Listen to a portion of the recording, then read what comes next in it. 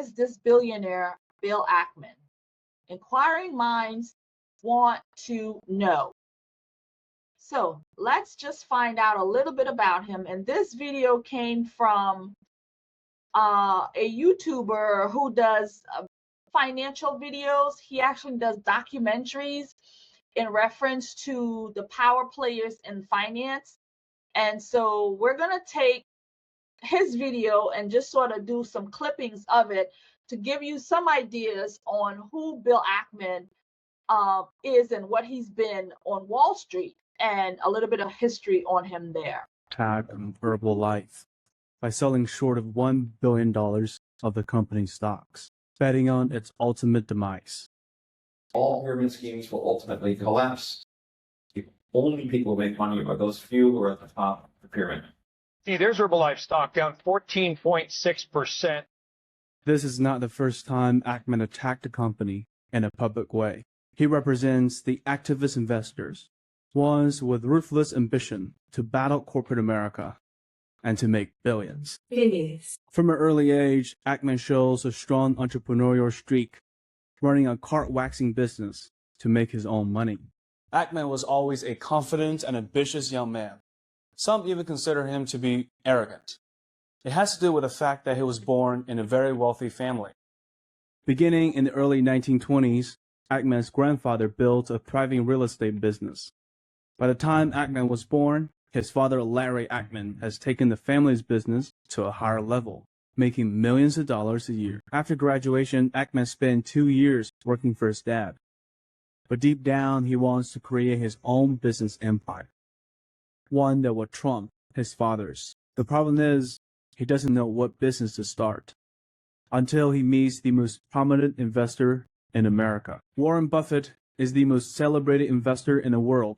In his long career, he turned a near-bankrupt company, Berkshire Hathaway, into a $700 billion behemoth. With the help of his family's connections, Bill Ackman gets to meet Warren Buffett in person. Operated by opportunistic investors, hedge funds make profits when others couldn't.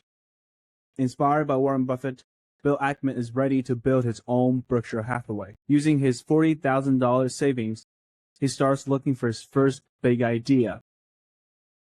It will come from an unusual place. An old-fashioned belief that I should expect to make money in things that I understand. And when I say understand, I don't mean understand, what the product does or anything like that. I mean understand what the economics of the business are likely to look like 10 years from now or 20 years from now. One of Ackman's first investments came from an area where he understands better than most people: real estate. And then I was doing this alone in my dorm room. And I recruited a classmate, a guy named David Berkowitz, to be part of this two-person, wasn't even an investment club at the time. And we had fun kind of looking at ideas together. And I said, look, imagine if you could do this and people would pay us to do this. And that was the genesis for starting a hedge fund, which I did in 1992 called Gotham. Leveraging his wealthy network, Ackman raised $3.2 million for his hedge fund. Gotham Partners started aggressively investing in undervalued stocks, generating 20% return in his first year. Bill Ackman then used that track record to raise another $10 million for his fund. He raised $50 million to start purchasing Square Capital Management. Ackman now only focuses on activist investing in more liquid public companies. Normally we'd look for a great business that had lost its way. We try to figure out what they had done wrong, and then we'd recommend a series of changes after buying a stake in the company. That's sort of our core business. The essence of Ackman's strategy is the same. He looks for companies with a lot of real estate because they're more tangible and have more predictable cash flows. And not surprisingly, he buys a lot of restaurants and retail stores. Springs didn't start the chicken wars. They just ended. In July 2005, Pershing Square took a 9.9% stake in Wendy's. He then launched a campaign to get the company to spin off the Tim Hortons donut chain. Okay, so Bill Ackman has been in the financial sector for quite some time. Started out very, very young. And now he is a billionaire. I believe he's worth $9 billion or so, maybe more. I don't know. But so he is a definite powerhouse when it comes to in the financial world, right? And so from what we understand, he is also a Zionist, from what we can tell. Pro-Israel, very, very pro, probably Jewish. I'm not really sure if that's his religion, but he is very pro-Israel Zionist. So I guess he is. I don't know. So I want to turn it back now to a couple of things. And here is a tweet that Bill Ackman did recently in reference to Charlie Kirk.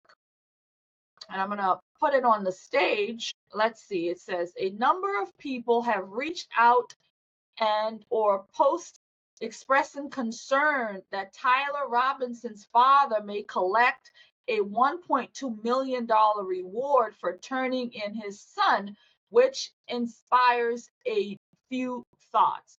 First, in order for rewards to be effective in finding criminals, the reward needs to be paid, even if the recipient is a crook or worse, even if it's the family member of the alleged criminal or the alleged murderer or the alleged assassinationist or the alleged executionist.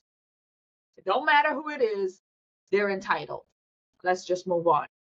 With that said, in this case, if Tyler's father is found to have been involved or otherwise acted, what is that? I know the word, but I just can't get it out. neglectantly in contributing to Charlie's death, civil litigation or criminal prosecution will reverse any unjust compensation. I have also seen reports which suggest that Tyler's family intends to waive its rights to any reward. So yes, we will pay the reward if it is earned to whomever the FBI indicates provided the information that led to Tyler's arrest. I always keep my word.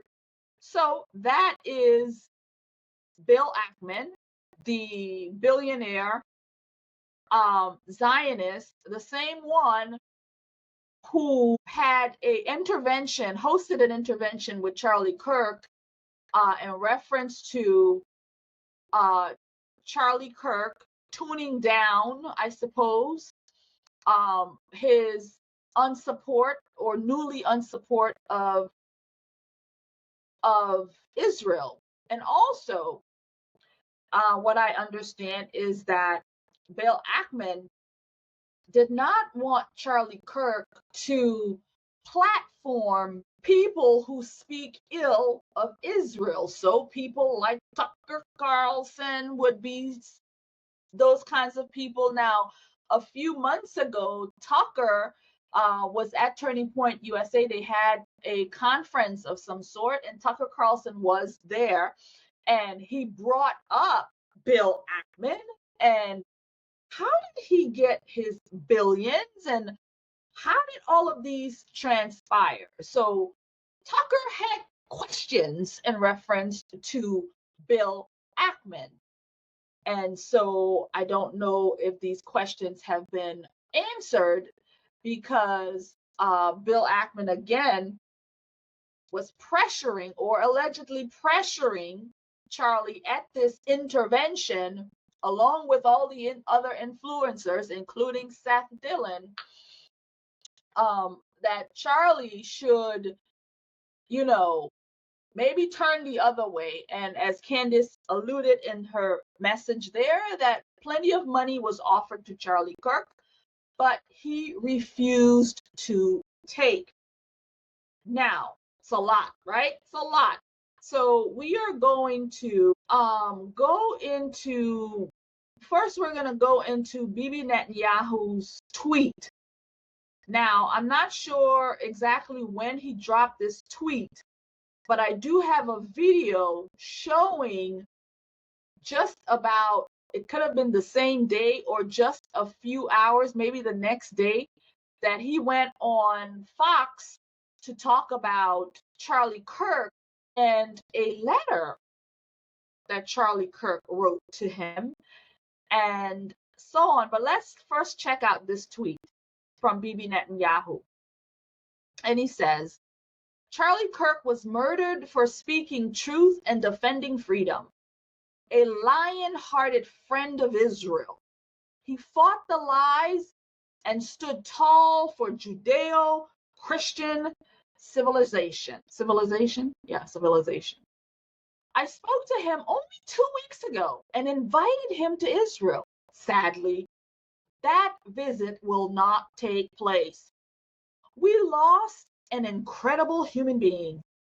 His boundless pride in America and his valiant belief in free speech will leave a lasting impact.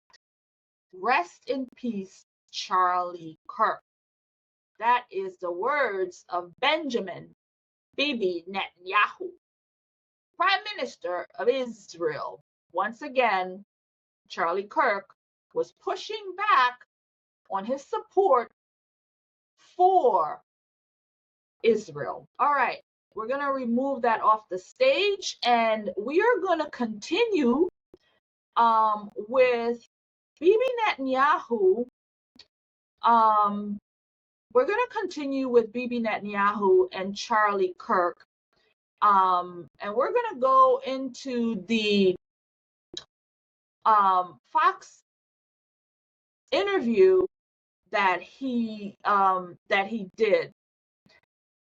And also, I feel like I've left one piece of video behind, and I'm realizing it now. I wish I'd played it before, but this is my show. I can do what I want. So I want to actually go back to this video.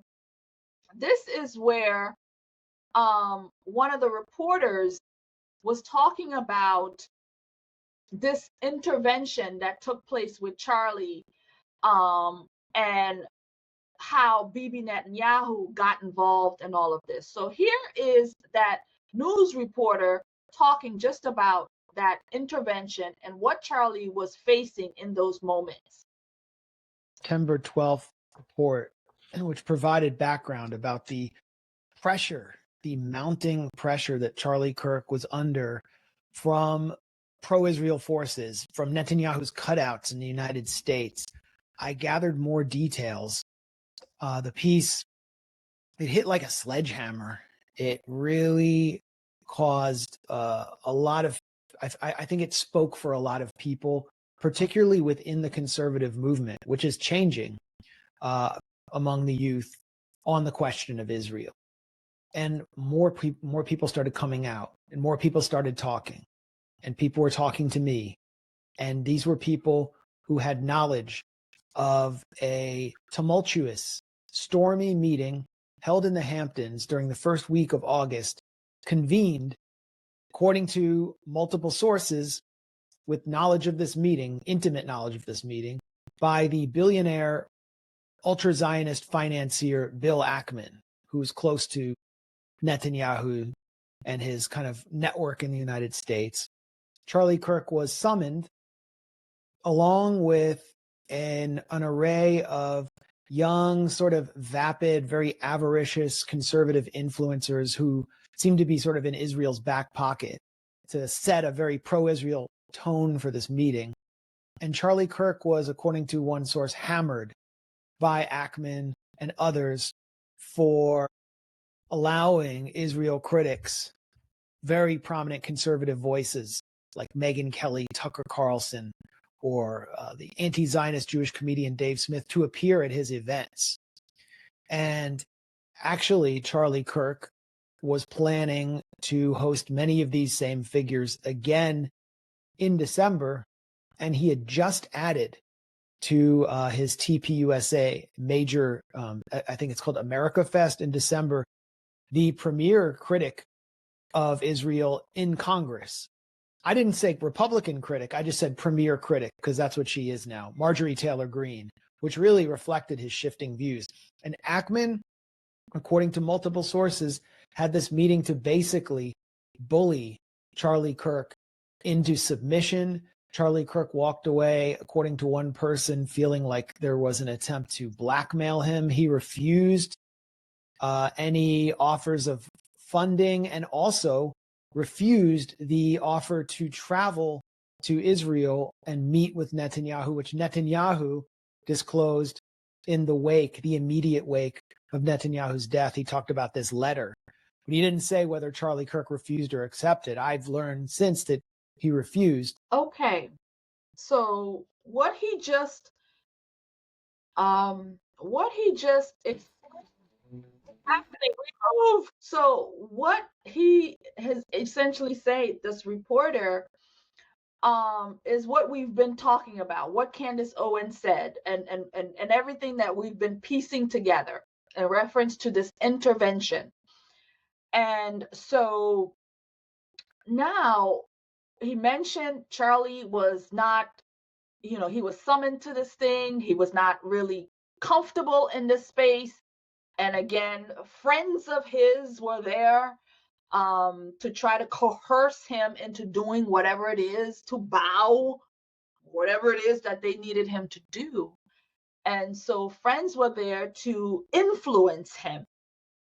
And I don't have the clip here with me, but there's a clip where he had a conversation with Megyn Kelly. I actually do have it, but I just have to, I have to go pull it up. Where he's talking to Megyn Kelly in reference to now that he has become enemy number one because of his stance and what he is standing up for, his morals. He said that his morals are being challenged right now. His integrity is being, they're asking him to compromise these things, and he didn't want to do that. He didn't want to do that. He didn't want to bend the knee to these leaders, if you will, for the Jewish, well, maybe we shouldn't say Jewish, but for Israel. All right, so what we're going to do now is we're going to tie in, how do we tie in Bill Ackman, Charlie Kirk, and Benjamin Netanyahu? How does it tie back to all of them? So now what I'd like to do is I would like to bring on Bibi Netanyahu and his Fox interview where he talks about this letter with Charlie Kirk. And so I'm going to do that right now, and let us bring that on. So what we're going to bring on now is